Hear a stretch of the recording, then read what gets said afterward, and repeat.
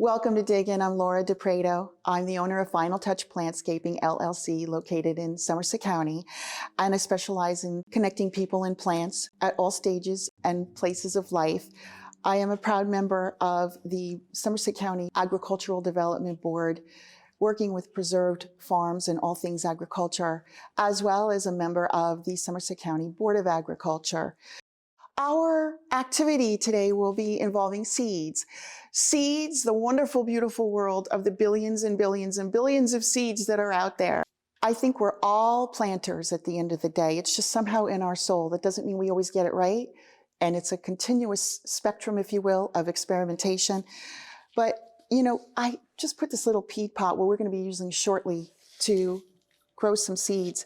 But within this peat pot, and my giant bin that I brought over here, are just so many different seed types, all kinds of vegetables that our farmers sow, they plant, they plow, they harvest in the fields 24/7, food to table for all of us. Never take that for granted. These are vegetable seeds, many different vegetable types, from lettuces to soybeans to lima beans, pumpkin seeds, squash, etc. But I also have flower seed packets that I have laid out here as well, and some flower seeds that I put on the plate. And we're going to start with an absolutely beautiful, tiny, one of our smallest seeds, if you will. These are really, really tiny, the common blue viola seeds, and they're a little bit different in size. And believe it or not, this wonderful common blue viola became New Jersey's state flower only for 1 year back in 1913. And it is considered a pollinating flower as well because it attracts more than 5 different fritillary butterflies. I'm just going to literally put some soil from my mason jars, just a good old-fashioned potting soil.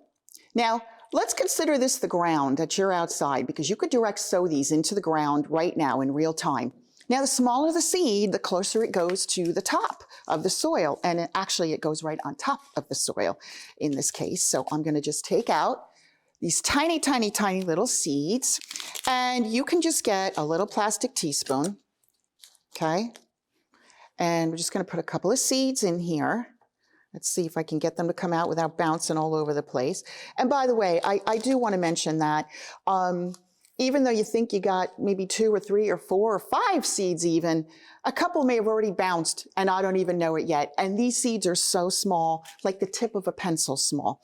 So now I'm going to just scatter them about, and it literally, you can't even see these seeds. They're so tiny. And I could use the back end of the spoon, or a stick, a pencil, anything that's handy, and just mix my little seeds up just like that. Because the seeds are so, so, so tiny, anybody have a little spray bottle of water at home? Oh, it just feels so good. Okay, well, guess what? Seeds and plants love a little moisture too.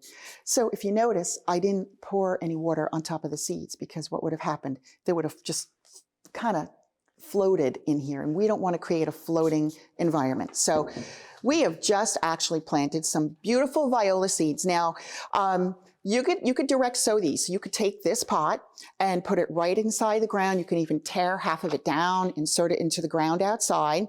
These bloom anytime from April on until the end of June, and it just all depends on the climate, what the weather is doing. And we're going to go ahead and just write on this the common blue viola and today's date. This way you know when you started it, okay? The next one that we're going to do is actually larger, and this is called sugar snap pea. By the way, I always say read the label. Seeds are the most vulnerable the minute they start to germinate and you start to see little green shoots coming up out of the soil. And once again, I'm taking some soil, and I'm just going to shake it around a little bit. Great for a little exercise of the hands, the wrists. And I just want to show you the size change now. So here is our snow peas, and they actually do look just like dried peas. And now my sugar peas are in the soil. Once again, I'm going to mist Okay, and you do want to keep the soil moist with your seeds. So don't let the soil dry out. And it's going to become even more important, the watering schedule, once you start to see your seeds germinate. And again, germination time will vary. So it may take 2 to 3 weeks for these to actually start to germinate. But once you start to see the little green shoots coming up and out of the ground, it's not only very exciting in the anticipation of just the little effort that you put in to do this, but also the reward and the satisfaction and the nurturing as you are caring for this. If I use all my seeds, I might even take the seed packet and attach it to my popsicle stick or whatever my plant label's going to be. And you could do that with a little glue dot, a little piece of tape, whatever, again, whatever you have lying around the house. So we have now just planted our sugar snap peas. Oh, I cannot wait to eat those. I'm obsessed. I grow them every year now, along with many other things, but the sugar snap peas are wonderful. So we're going to put our pack there. And last, but certainly not least, is the wonderful timeless sunflower. You could see what our sunflower seeds look like. And by the way, I will say it is a race against Mother Nature and the squirrels and the birds, because everybody wants to eat and perch and pull out the beautiful seeds on the disc within the sunflower. And I have to tell you, is this one flower or is it thousands of flowers?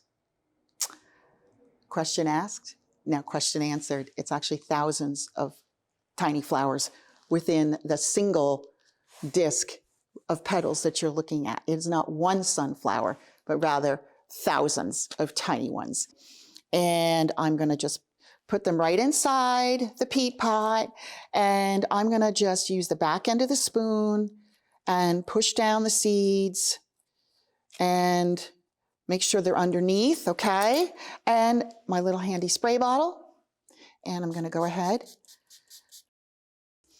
You could decorate the container, and now I'm going to just take our wonderful common blue violet, and we're going to take our sugar snap peas. I'm just going to insert that right in there. And last but certainly not least, our sunflower. By the way, if I haven't mentioned the benefits of planting and gardening, you know I just gardened. Now, gardening and planting is not time and space specific. You can garden anywhere you want, anytime you want, and the benefits of doing so are connecting to nature, creativity, education, fun, inspiring your curiosity, reducing anxiety, reducing your level of stress, reducing depression, growing food for your table. Even if you decided to grow lettuces, again, it could be anything and everything you want it to be. And don't be afraid to try, because if you don't try, you don't know if what's going to grow and where you're going to be successful. And as far as I'm concerned, anything that you try is nothing short of success. Thank you so much for joining me once again. And remember, just root where you are. Don't be afraid to try something new. Don't let the seed packets intimidate you.